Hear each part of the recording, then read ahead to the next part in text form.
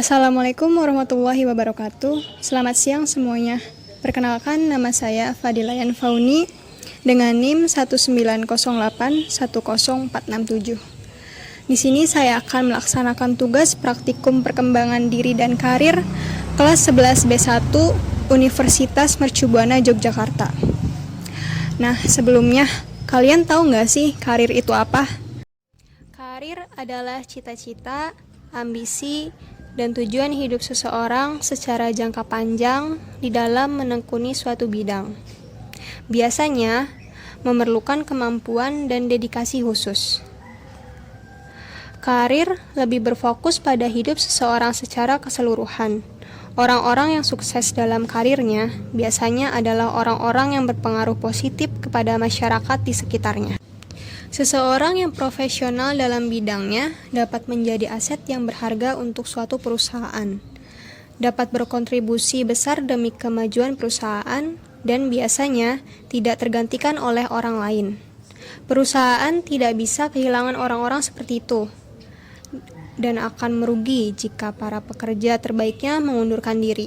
Karena itu, biasanya perusahaan berani memberi gaji yang berkali-kali lipat lebih tinggi daripada pekerja biasanya. Kali ini saya akan melakukan wawancara kepada seseorang yang sudah berpengalaman dalam berkarir. Beliau berkarir dalam bidang pertanian, dan selain itu beliau juga memiliki salah satu organisasi yang mana organisasi tersebut dapat memajukan para petani-petani yang lainnya. Assalamualaikum Pak, apa kabarnya? Salam warahmatullahi wabarakatuh. Baik. Alhamdulillah. Jadi gini Pak, saya meminta waktunya sebentar untuk mewawancarai sedikit mengenai karir yang sedang Bapak jalani. Nah, yang pertama, strategi mengawali karir yang Bapak jalani itu bagaimana sih? Terutama itu kan dalam bidang pertanian. Pertanian itu berdasarkan pepatah orang Indonesia, terutama orang Indonesia itu kan iklimnya tropis. Seharusnya pertaniannya itu digalakan. Tapi kenyataannya yang saya pelajari sampai sekarang itu belum memuaskan, belum memberikan petunjuk yang terarah. Tapi kenapa biarpun dalam kondisi demikian, tapi kenapa saya memaksa terjun ke hal itu?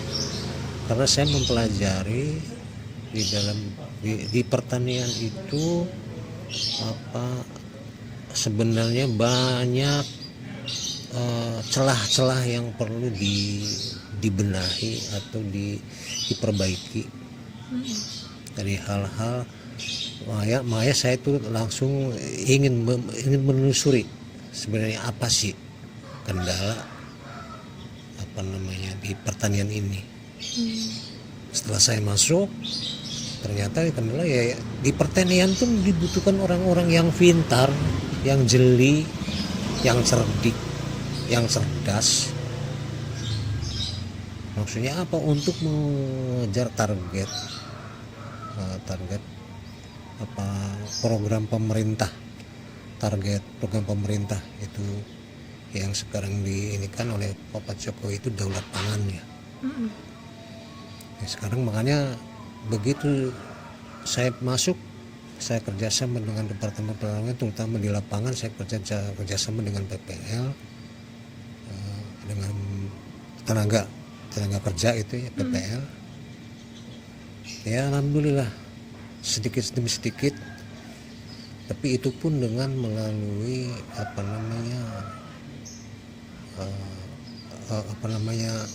pengendalian dari pengendalian perpaduan antara petani petani tradisional, petani dengan petani modern, secara teknologi. Itu dipadukan, kemudian dengan adanya perpaduan itu muncul suatu gagasan-gagasan seperti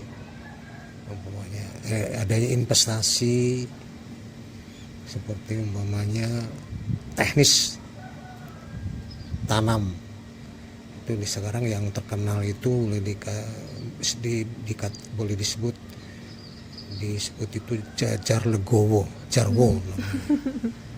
Ya, dengan cara Jarwo itu dimana diharapkan produksi meningkat. Tapi itu pun tidak sampai di situ saja. Tetap saya dengan PPL, dengan pertanian itu mencari terobosan-terobosan baru bagaimana caranya untuk menambah pendapatan pertanian para petani. Soalnya ada yang sudah itu yang namanya petani itu selalu rugi. Kenapa rugi? Di mana panen harga menurun. Hanya di mana umpamanya harganya naik apabila padinya pada udah nggak ada. Sedangkan sistem di Indonesia ini pada umumnya memproduksi orangnya itu petaninya itu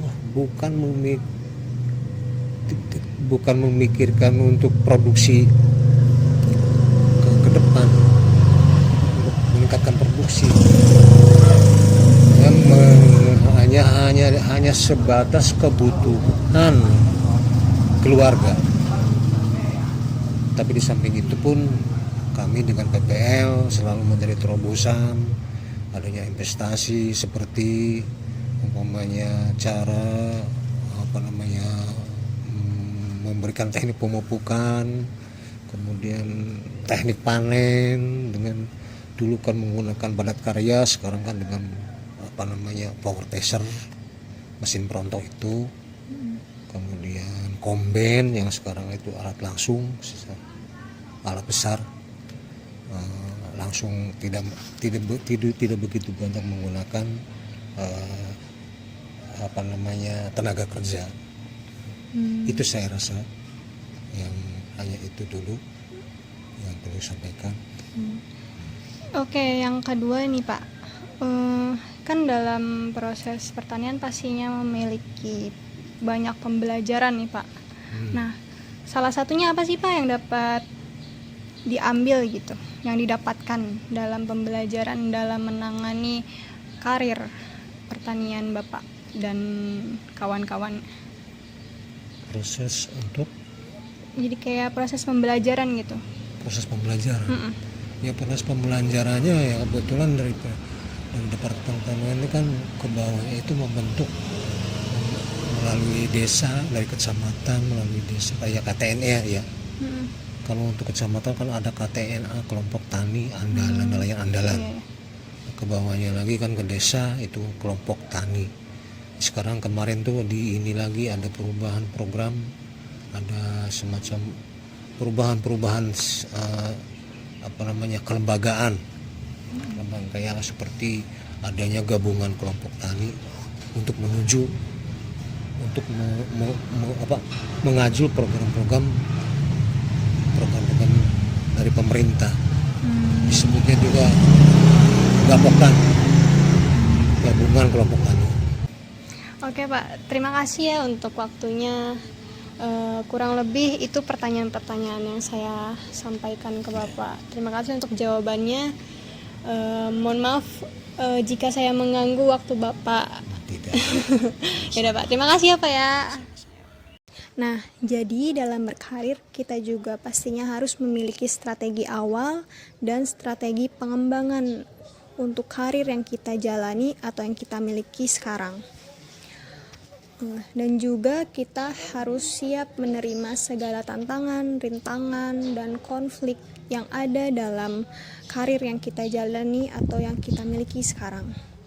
Selain itu, kita juga harus banyak melakukan relasi dengan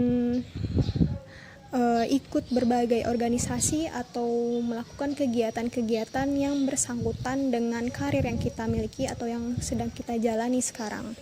Nah, tidak hanya itu, karir yang kita miliki atau kita jalani sekarang itu harus memiliki manfaat bagi diri kita dan juga bagi orang lain. Terima kasih untuk kalian yang sudah menonton video ini sampai selesai. Semoga video ini bermanfaat untuk kalian semua. Tentunya kalian yang sedang menjalani karir maupun yang akan menjalani karir. Bila mana ada perkataan yang kurang berkenan bagi kalian semua, kurang lebihnya saya mohon maaf. Saya akhiri. Wassalamualaikum warahmatullahi wabarakatuh.